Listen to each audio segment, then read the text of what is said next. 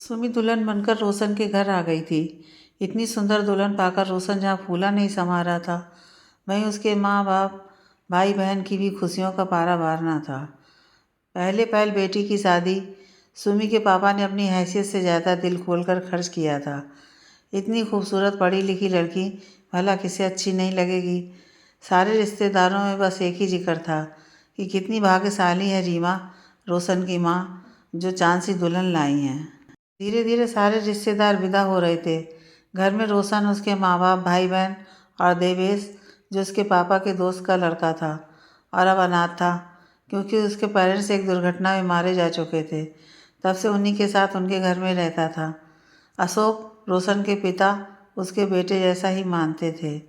वो भी अशोक के साथ प्रॉपर्टी बिजनेस में लगा हुआ था, जबकि उन्होंने भरपूर कोशिश की थी कि अगर वो पढ़ाई पूरी करना चाहे तो कर ले, पर उसका इंटरेस्ट बिजनेस में ही था।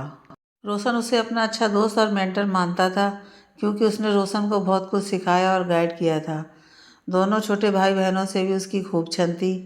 अगर घर में कोई था जो उसे कम पसंद करता था तो वो थी रीमा, रोशन की माँ। उन्हें लगता कि वैसे ही कम बड़ा परिवार था जो एक अनाथ बच्चे को शरण दे दी घर में, जैसे कोई आश्रम हो। कई बार उनकी अपने पति से बहस हो जाती इस बात पर, लेकिन वो कभी उनकी बात को तवज्जो न देते। आज रोशन की शादी में सारे काम भाग भाग कर देवेश ने ही संभाले थे। बड़ी जिम्मेदारी से सारा हिसाब किताब किया उसने। सभी बहुत तारीफ कर रहे थे। सुमी और रोशन को मंदिर ले गई रीमा जी। आज उनका कमरा भी सजा दिया गया था। दोनों ही अपनी ज़िंदगी की शुरुआत करने वाले थे आज के दिन से। सुमी बहुत प्यारी लग रही थी। गोरा दूधिया रंग, गुलाब की पंखुड़ी से होंठ, बड़ी बड़ी कजरारी आँखें और उनमें पसरा भोलापन। कोई भी उसे देखे तो होश खो बैठे। रोशन ने जिद पकड़ ली कि मैं बाइक पर बैठाकर पहले उसको आइसक्रीम खिला के लाऊंगा। रीमा ने लाख समझाया कि बेटा, आज ऐसे घर से बाहर नहीं जाते, कल से कहीं भी जाना ऐसे अपशगुन मानते हैं। पर उसने एक ना सुनी। आखिर बच्चों के आगे किसकी चली है। अशोक ने भी रीमा को डांट दिया कि आज के ज़माने में क्या दकियानूसी बातें करती हो। बच्चों को उनकी ज़िंदगी के अनुसार जीने दो। दोनों खुशी खुशी बाहर चले गए। अब तो सुमी और भी खूबसूरत लग रही थी। जीन्स टॉप में खुले रेशमी बाल, लाल मांग भरी थी, हाथों में चूड़ा, आधुनिकता और पुरानी संस्कृति का अनोखा मिश्रण। आंखों में लाज भरे प्यार से बोली, मम्मी जी, बस जल्दी ही आ जाएंगे, ये जिद कर रहे हैं। रीमा भी बनावटी गुस्से से बोली, चलो जाओ, दोनों की मिली भगत है, सब जानती हूँ।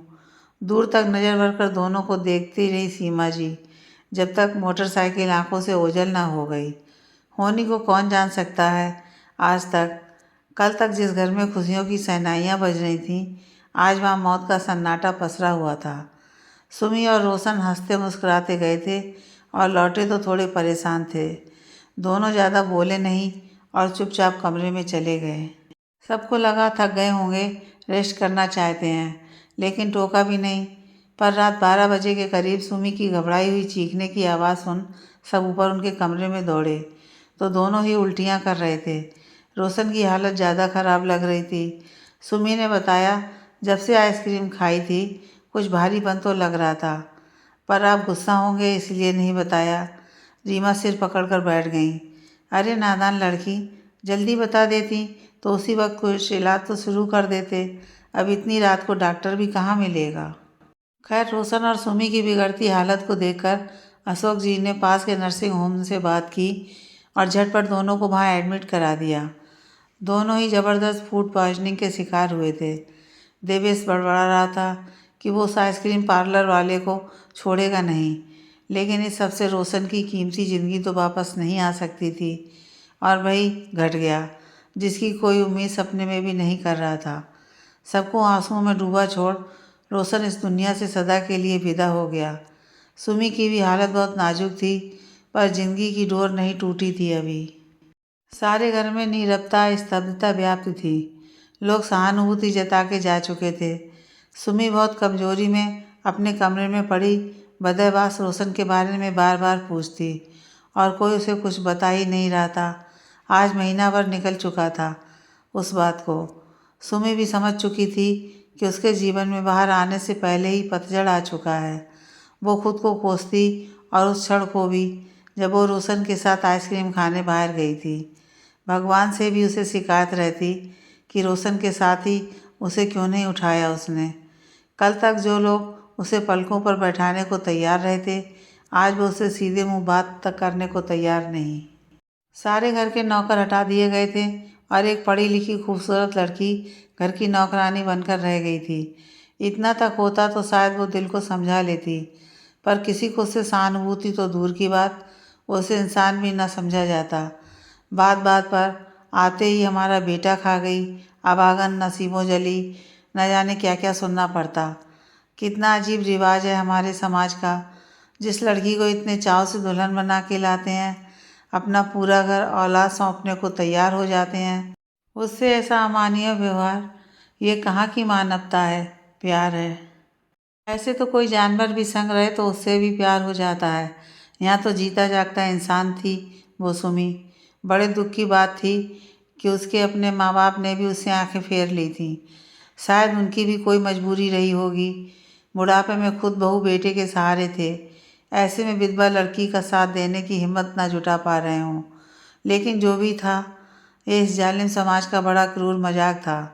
तमाचा था उस सभ्यता की तथाकथित दीवारों पर जो हम सब अपने आसपास खड़े किए रहते हैं। कितने ही उत्सव मनाते, रास रंग रचते, प्यार मोहब्बत के दावे करते हैं, पर जरा सी ऊंच नीच में सब खोखले वादों और दावों की हवा निकल जाती है। पूरे घर में बस एक ही शख्स था जो उसे कुछ सहानुभूति रखता था, और वो था देवेश। शायद वो अपने माँ बाप को खो चुका था और किसी अपने को खोने का दर्द महसूस कर सकता था। वो जानता था कि रोशन के जाने में सबसे ज़्यादा असर तो सुमी पर ही पड़ा था। बेचारी इतनी छोटी उम्र में वैधव्य का दुख झेलने को मजबूर थी, साथ ही अपने लोगों की बेरुखी और दुर्व्यवहार भी। सुमी की पूरी कोशिश रहती कि वो घर वालों को खुश रखे, उन्हें उस पर बोलने का मौका कभी ना दे, पर आए दिन कोई ना कोई बात हो ही जाती। अभी पिछले दिनों रीमा जी की बड़ी बहन उनके घर आई हुई थी। वो किसी न किसी बात पर रीमा को हड़काती रहती। अरे जवान बहू पर नज़र रखा करो, देखो तुम्हारे छोटे बेटे से कैसे हंस के बात कर रही थी। उस समय सुमी स्तब्ध रह गई। उसने हमेशा अपने देवर को अपना छोटा भाई माना था। अब यह जहर घोलना बाकी था उसकी सास के मन में। उसे अपनी बेबसी पर रोना आ गया। देवेश भी उस वक्त ये बात देख रहा था। उसे बहुत गुस्सा आया।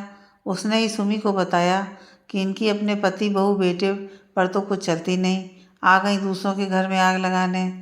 वो तो उन लोगों की और भी हकीकत बताने जा रहा था, पर सुमी ने हाथ जोड़ दिए। प्लीज़ आप मेरी मुसीबतें और ना बढ़ाएं। उसे डर था कि कहीं उसका नाम देवेश से ना जोड़ दिया जाए। देवेश जब भी उसकी सहायता करने को हाथ बढ़ाता, वो बेदर्दी से उसे इग्नोर कर देती, जबकि वो जानती थी कि सिर्फ वो ही ऐसा है जो उसकी पीड़ा को समझता है। पर वो खुद को बदनसीब समझने लगी थी और चाहती थी कि उसकी बदनसीबी का साया देवेश की ज़िंदगी न खराब कर दे। सुमी की दिन रात होती बेइज्जती देख देवेश का खून जलता। वो चाह के भी उसकी बातों से दिल हटा नहीं पा रहा था।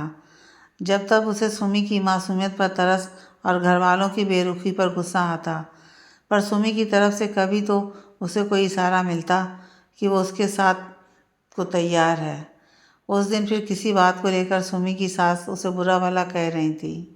अरे ये नैन मटक्का करना है तो अपने पियर जाओ, यहाँ हमारी जवान बेटी है, इस पर कितना गलत असर पड़ेगा। सुमी गिड़गिड़ाई, मुझे क्यों जलील करते हैं आप सब? क्या कोई बाहर से डिलीवरी मैन आएगा, उससे सामान लेना भी गुनाह है? आज पहली बार सुमी ने उन्हें पलट कर बोला था और रीमा जी का हाथ उठ गया। पल भर को सुमी स्तब्ध रह गई और उसने कुछ पलों में कमरे में जाकर कुछ सोचा। उसे लगा कि ये लोग उसकी निर्दोषता नहीं मानेंगे।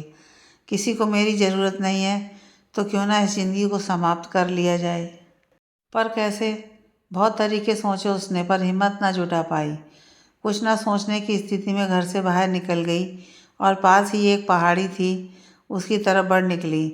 बिना कुछ सोचे समझे वो कूदने ही वाली थी कि किसी की बलिष्ठ बाहों ने उसे रोक लिया। बेसुधी में वो बड़बड़ाई, मुझे मरने दो, मैं जीना नहीं चाहती। यह देवेश था जो संयोग से उधर से निकलते हुए उसके पीछे हो लिया था और ठीक समय पर उसे बचा लिया। ये क्या पागलपन है? उसने मीठी सी झिड़की लगाई सुमी को। मैं किसके लिए जीऊँ? मैंने हर संभव कोशिश की, पर ये लोग मुझे कभी नहीं अपनाएंगे। सुमी रोते हुए बोली, तुम अकेली नहीं हो इस दुनिया में दुखी, और भी बहुत लोग हैं। कभी चलना मेरे साथ, दिखाऊंगा तुम्हें। भगवान ने तुम्हें अच्छा दिल दिमाग दिया है, पढ़ी लिखी हो, रोशन की ब्याहता हो, तुम्हारा अधिकार है यहाँ। अपनी ज़िंदगी दोबारा शुरू करो। देवेश बोलता रहा और वो टकटकी लगाए उसे देखती रही। पहली बार किसी ने इतने अधिकार से उसे कुछ सकारात्मक बातें बोली थी। उसका दिल हुआ कि वो बोलता रहे और वो सुनती रहे। फिर देवेश ने उसे समझाया, तुम ऐसे घर जाओ जैसे कुछ ना हुआ हो। मैं परछाई बनकर तुम्हारे साथ रहूँगा। पहले तुम जो करना चाहती हो, बनना चाहती हो, बनो।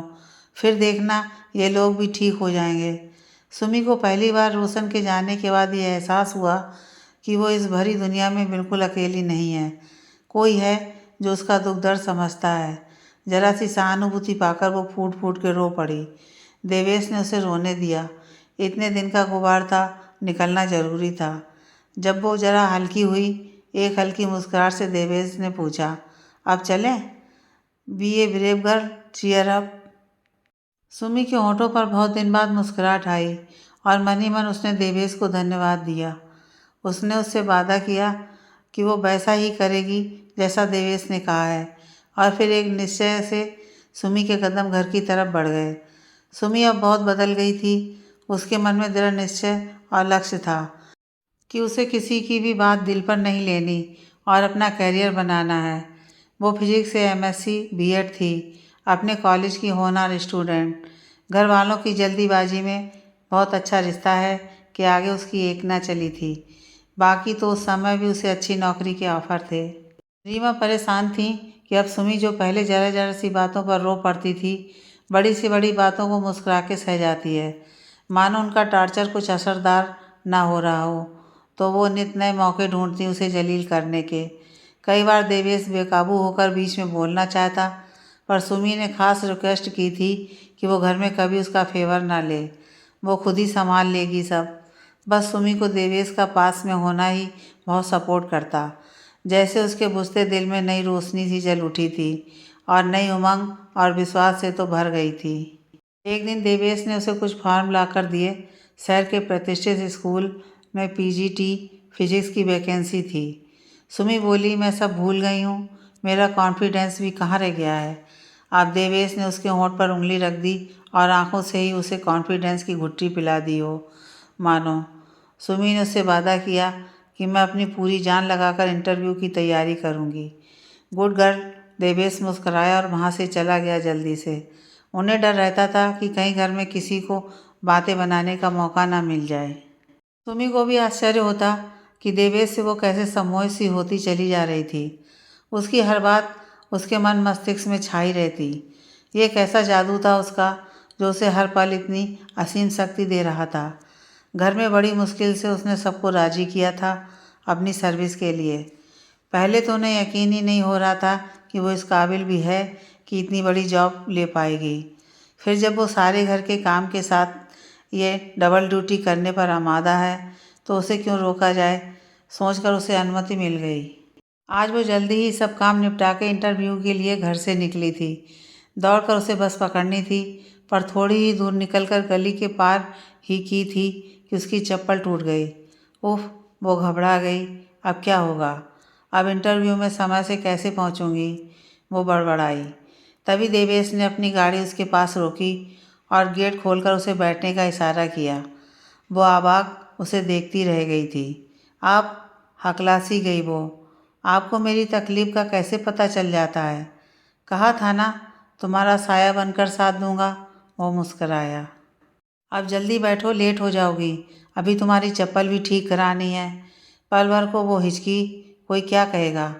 अब चलो भी, या आज इंटरव्यू नहीं देना है, देवेश बोला। रास्ते में देवेश ने उसे बहुत सारी बातें बताईं। उसे जैसे इतनी कम उम्र में ही सारे संसार का बहुत ज्ञान था। उसकी बातों से सुमी का टूटता विश्वास फिर जुड़ जाता। आज तो जल्दी में थी, पर देवेश ने वादा किया कि जल्दी ही वो उसे और लोगों का दुख दर्द दिखाएगा, जिससे उसे पता चलेगा कि वो तो बहुत सुखी है। सुमी जब कॉलेज से निकली तो खुशी से उसके पांव ज़मीन पर नहीं पड़ रहे थे। उसे उसी वक्त सिलेक्ट कर लिया गया था और नियुक्ति पत्र भी उसके हाथ में था। वो सबसे पहले देवेश को ये खबर सुनाना चाहती थी, जिसकी बदौलत ही वो ये हासिल कर पाई थी। ये सर्विस मानो उसकी नई ज़िंदगी के द्वार खोलने वाली थी। सुमी की तो जैसे ज़िंदगी ही बदल गई थी। उसकी व्यस्तता इतनी बढ़ गई थी कि उसे किसी भी बात का गम करने के लिए वक्त ही न रहता। सुबह जल्दी उठ सारा काम, रसोई निपटा, स्कूल भागती। देर शाम तक फिर काम, लेक्चर तैयार करने और हजारों काम। इतनी व्यस्तता के चलते अब वो खुश रहने लगी थी। उसके स्टूडेंट, संग काम करने वाले दूसरे टीचर, सबकी चहेती बनती जा रही थी। अभी तक उसने अपनी वैल्यू करनी नहीं सीखी थी। घर के तानों ने और उसके साथ हुए हादसे ने उसका मनोबल बिल्कुल तोड़ दिया था। ऐसे में देवेश का ख्याल आते ही उसका मन श्रद्धानत हो जाता। किस जन्म का नाता है उसका देवेश से, जो वो उसके जीवन के रेगिस्तान में बारिश की फुहार या ओएसियस बन प्रकट हुआ था। अब घर वाले, विशेषकर रीमा जी के लगाए पहरे की शक्ति भी थोड़ी ढीली पड़ने लगी थी उस पर। बिना बात वो उसे न छेड़ती और सुमी के लिए यही काफ़ी था। कभी कभी देवेश उसे अपनी गाड़ी से स्कूल छोड़ देता या ले आता था। आज भी वो देवेश के साथ घर लौट रही थी। आज हाफ डे था, इसलिए कुछ वक्त था। काफ़ी समय से वो देवेश के साथ कुछ टाइम बिताना चाहती थी। उसने सुमी से वादा भी किया था कि वो उसे कुछ लोगों से मिलवाएगा। सुमी की जिद पर देवेश ने अपनी गाड़ी दूसरी दिशा में मोड़ ली और थोड़ी देर में वो एक वृद्धाश्रम के आगे रुक गए थे। सुमी देवेश के साथ खिंची चली जा रही थी। उसने देखा वहाँ कितने बूढ़े लोग हैं। देवेश को देखते ही खिल गए हों मानो। देवेश भी बड़ी आत्मीयता से उनसे बतिया रहा था। हाँ बाबा, अब कैसी तबीयत है आपकी? किसी वृद्ध से उसने पूछा। अरे बेटवा, जिस दिन तुम इधर आए रहे समझो दिवाली हो गई, वो बोले। और अम्मा, ऑपरेशन के बाद कैसी हो? अब तो दर्द नहीं? देवेश ने पूछा। तुझे देखकर सारे दर्द गायब हो जाते हैं बेटा, वो बूढ़ी औरत बोली। सुमी देख रही थी विस्फारित आंखों से। कितना प्यार करते हैं सब इन्हें, इनका पूरा परिवार हो जैसे यहाँ। उसके बाद वो पास ही के अनाथालय में गया। सारे बच्चे देवेश से लिपट गए और वो उन्हें संग लाए फल मिठाई बांट रहा था। सुमी को भी उसने अपने साथ लगा लिया था। थोड़ी देर को सुमी उन सबके साथ छोटा बच्चा ही बन गई थी। देवेश ने सुमी को बताया, मैं भी तो अनाथ ही हूँ, मुझे अंकल आंटी ने पाला, उनका एहसान कभी नहीं भूल सकता मैं। लेकिन आज तुम्हें दोनों जगह जहाँ ले गया इनके अपने नहीं हैं या उन्हें अकेला कर गए हैं। इनके दुख का क्या कहोगी? कौन दुखी नहीं है यहाँ? सब अपना जीवन ख़त्म तो नहीं कर लेते, और ना ही है कोई समाधान है इस समस्या का। सुमी की आंखों में देखते देवेश ने कहा। सुमी काफ़ी खुलती जा रही थी उससे। थोड़ा डरते हुए उसने पूछा देवेश से, अच्छा आप एक बात बताओ, आपने शादी क्यों नहीं की? देवेश एक फीकी सी मुस्कुराहट से इस बात को टाल गया, लेकिन सुमी ने भी जैसे जिद पकड़ ली थी। बताइए ना प्लीज़, आप हैंडसम हैं, कमाते हैं, उम्र भी है शादी की, फिर भी। देवेश ने उससे वादा किया, आज नहीं पर फिर किसी दिन बताता हूँ तुम्हें इस बारे में भी। सुमी कितने समय बाद आज अपने मम्मी पापा से मिलने उनके घर गई थी। कहने को एक ही शहर में थे वो लोग, पर परिस्थिति ही कुछ ऐसी रही कि मिलना जुलना सब बंद था। अब उसकी जॉब के साथ उसकी ज़िंदगी में आए बदलाव में ये भी शामिल था कि वो अपनी मर्ज़ी से कहीं भी जाने आने लगी थी। फिर यह तो उसके मायका था। उसके माँ बाप बहुत शर्मिंदा थे कि वो सुमी के लिए कुछ ना कर पाए, पर सुमी ने उन्हें सामान्य कर दिया कि मैं आपकी मजबूरी समझती हूँ। अब वो काली रात खत्म हुई, उसका जिक्र कर दिल ना दुख जलाओ माँ, सुमी कई बार उन्हें कह चुकी थी। वो लोग देवेश से भी मिलना चाहते थे, उसका आभार प्रकट करना चाहते थे, जिसने उनकी बेटी की ज़िंदगी फिर से संवार दी थी। सुमी ने देवेश को फ़ोन कर दिया था कि अगर वक्त निकाल सकें तो शाम को उसे लेने आ जाएं उधर। देवेश सुमी को कभी ना बोल सके ऐसा तो बिल्कुल ना था। सुमी के पेरेंट्स, भैया भाभी को देवेश से मिलकर बहुत अच्छा लगा। बहुत नेक दिल लड़का था और उनकी सुमी के लिए तो देवदूत बनकर आया था। वहाँ से लौटते हुए फिर किसी बात पर जिक्र छिड़ गया, शादी की बात का। देवेश सुमी से बोला, अच्छा आप बताएं, शादी का क्या मतलब होता है आपकी निगाह में? सुमी चकरा गई। यह भला कैसा प्रश्न है? शादी शादी होती है। एक लड़की सैकड़ों अरमान के साथ अपने पिया के घर जाती है और वहाँ वो नई ज़िंदगी शुरू करते हैं, और क्या? देवेश बोला, शादी दो लोगों का बंधन भर नहीं होती है, ये बहुत बड़ी जिम्मेदारी होती है।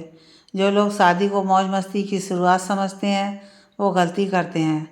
आप जिस संतान को जन्म देते हैं, आपकी ड्यूटी होती है उसे पैदा करके यूं ही ना छोड़ दें, उसे संस्कार भी दें, एक अच्छा इंसान भी बनाएं। सुमी ध्यान से उसकी बात सुन रही थी। उसे लग रहा था कि अगर ये कुछ कह रहे हैं तो उसका गहरा अर्थ है। इन्होंने ज़िंदगी में बहुत झटके खाए हैं और धोखे देखे हैं। शायद इसलिए देवेश ने सुमी से फिर पूछा, अच्छा बताओ, तुमने कभी दो सच्चे प्यार करने वालों को कभी मिलते देखा है? सुमी सोच में पड़ गई। ज़्यादातर लव स्टोरीज का अंत दुखद ही होता है, हीर रांझा, लैला मजनू या कोई और। पता है ऐसा क्यों होता है? देव दार्शनिक अंदाज में बोला, दरअसल प्यार एक गीत है, काव्य है, सृजन है, लेकिन तब तक जब तक आप सिर्फ प्यार करते हैं, एक दूसरे से बंधन में नहीं बंधते। सुमी बोली, मतलब शादी होते ही क्या हो जाएगा फिर वो एक गणित बन जाता है जिसमें दोनों ही प्लस माइनस करना शुरू कर देते हैं। देवेश खोया हुआ सा कहने लगा, प्यार जैसे ही शादी में बदलता है, दोनों एक दूसरे को अपनी जायदाद की तरह ट्रीट करने लगते हैं। फिर दूसरे पर अनधिकृत अधिकार घुटन पैदा करता है, जो मुझे पसंद नहीं है। सुमी ने कहा, फिर विवाह के बिना उस रिश्ते का समाज में मोल क्या है? ऐसे तो निरंकुशता, अनाचार बढ़ेगा। समाज की कुछ सीमाएं होती हैं। देवेश के चेहरे पर पीड़ा की लकीरें पड़ी जा सकती थीं। उसने अपने माँ बाप को बहुत कम समय ही देखा था, लेकिन अपनी माँ बाप के कटु वैवाहिक जीवन की स्मृतियाँ उसके बाल मन पर बहुत गहरे से अंकित थीं। फिर बचपन में ही यहाँ अशोक अंकल और रीमा आंटी ने पाला, जहाँ रीमा आंटी ने उसे कभी पसंद नहीं किया। कुल मिलाकर वो विवाह करने के नाम से चिढ़ता था। उसे लगता था कि कोई भी आपसी सामंजस्य से नहीं रह सकता, और ऐसे में बच्चे पैदा करके लोग समाज में अस्थिरता पैदा करते हैं। ये प्यार मोहब्बत सब बेकार की किताबी बातें हैं। जिसका जिससे स्वार्थ सिद्ध होता है वो प्यार काम निकलते ही पहचानते भी नहीं। सुमी उसका ये रूप पहली बार देख रही थी और वो कुछ डर सी गई थी उससे पहली बार ही। कुछ समय तक सुमी और देवेश में फिर इस बारे में कोई बात नहीं हुई। दोनों ही कोई पहल करने से डरते थे। जिंदगी पूरी रफ्तार से आगे निकलती जा रही थी। एक तरफ सुमी के माँ बाप ये चाहते थे कि उनके जीते जी सुमी का घर फिर से बस जाए। उधर अशोक, रीमा भी देवेश की शादी किसी सुंदर सुशील लड़की से कराना चाहते थे, पर दोनों ही ना तो आपस में ही ना किसी और से शादी को हाँ करते। आज बसंत पंचमी थी। रीमा ने अपने घर में छोटी सी पूजा रखी थी। काफ़ी लोग आ चुके थे। सुमी के मम्मी पापा, भैया भाभी भी आए थे। सुमी पीली शिफॉन की साड़ी में बहुत सुंदर लग रही थी। कभी कभी हल्का सा मेकअप कर लेती तो उसकी सुंदरता में चार चांद लग जाते। बड़ी मधुर आवाज़ में उसने सरस्वती वंदना गाई और कुछ गीत सुनाए। हर तरफ उसकी आवाज़ का जादू बिखरा था। सब तारीफ़ें कर रहे थे। देवेश भी आश्चर्य में था कि सुमी के इस टैलेंट को पहली बार देखा है। सभी मेहमान विदा ले चुके थे। बस सुमी के घरवाले ही वहाँ रुके थे अभी। सभी घरवालों ने आपस में दोनों को मिलाने का कुछ प्लान बना रखा था। उसी के मुताबिक रीमा सुमी के पास पहुंची। देख बेटा, देवेश के लिए लड़की कैसी लगी तुझे? देवेश ने तो लगभग हाँ ही कर दी है। सुमी जैसे आसमान से ज़मीन पर गिरी, पर खुद को संभालते हुए बोली, अगर उन्हें पसंद है तो मुझे क्या आपत्ति होगी, आप लोग देख लें। ठीक वैसे ही सुमी की मम्मी एक लड़के का फ़ोटो देवेश के पास ले गईं कि तुम ही बताओ, ये लड़का सुमी के लिए ठीक रहेगा? उसे तो पसंद है। देवेश भी मानो ये सुनने को तैयार ना था। चौंक गया वो। अच्छा, ये कब हुआ? बेसाख्ता उसके मुंह से निकल गया। बस पिछले ही हफ्ते, उन्होंने कहा। तुम तो उसके बहुत करीब हो, उसकी पसंद नापसंद भी जानते हो, तो बताओ उसके लिए क्या सही रहेगा? उन्होंने उसे कुरेदा। बहुत चोट पहुंची थी देवेश को। वैसे तुम उससे हर बात पूछेगी, इतनी महत्वपूर्ण बात नहीं कही। खैर मुझे क्या, उसकी ज़िंदगी, उसके निर्णय। वो उदास हो गया था और ये उन्होंने नोटिस भी कर लिया था। चुपचाप वहाँ से सरक लिए। फिर सारे घर वाले बहाने से कहीं बाहर चले गए। शाम का धुंधलका छा गया था। सुमी अपने और देवेश अपने कमरे में उदास से बैठे थे कि सुमी को लगा उसे देवेश को बधाई तो देनी चाहिए। वो उसके कमरे की ओर बढ़ी ही थी कि लाइट चली गई और उसका पैर किसी चीज़ में अटक गया। सुमी की चीख निकल गई और देवेश दौड़ता हुआ अपने कमरे से निकला। सुमी के पैर से खून बह रहा था और देवेश पागलों की तरह घबरा के बेचैनी और हड़बड़ाहट में संभालते हुए उसे अपने कमरे में ले आया। देख के नहीं चल सकती थी? तुम्हें कुछ हो जाता तो मेरा क्या होगा तुम्हारे बिना? एक पल भी नहीं सोचा तुमने? अचानक लाइट भी आ गई और सारे घर वाले भी। वो दोनों अलग हो गए। घबराए से इधर उधर बगलें झाँकने लगे, जैसे कोई चोरी पकड़ ली गई हो। रीमा जी हंसने लगी और बोली, आखिर तुम दोनों कब मानोगे कि तुम्हें एक दूसरे से प्यार है? दोनों ही हचकचा के उन्हें देखने लगे। अभी तो हमें जो फ़ोटो दिखाए गए थे वो। अरे बेवकूफ़ों, फिर तुम मानते नहीं और शायद पहचानते ही नहीं कि तुम दोनों सिर्फ एक दूसरे के लिए ही बने हो। अशोक बोले तो दोनों ही लजा गए। देवेश अभी भी खुद को तैयार नहीं कर पा रहा था इस अप्रत्याशित सिचुएशन के लिए। जहाँ कुछ देर पहले बेचैन हो उठा था सुमी से रिश्ते की बात जानकर, उसकी चोट देखकर बिलख उठा था, वहीं शादी के लिए उठते संदेह अभी भी मन में घर बनाए हुए थे। अशोक जैसे उसकी मना स्थिति को भांप गए थे। वो उसे समझाने लगे, सुमी तुम्हारी देखी भाली लड़की है। उसका स्वभाव, आदतें और जीवन के प्रति दृष्टिकोण तुम देख ही चुके हो। माना कि दूध का जला छाछ भी फूंक के ही पीता है, पर हर किसी बात का एक वक्त होता है। अगर वो वक्त निकल जाए तो उसकी महत्ता नहीं रहती। देवेश को उसकी बातें समझ आ रही थी। सुमी के मन में भी अशोक के लिए आदर और सम्मान छलक रहा था। वो भी ये चाहती थी, पर अपनी जुबान पर लाने से डरती थी। आज खुद उसके ससुर ने कहा तो उसका संशय दूर हो रहा था।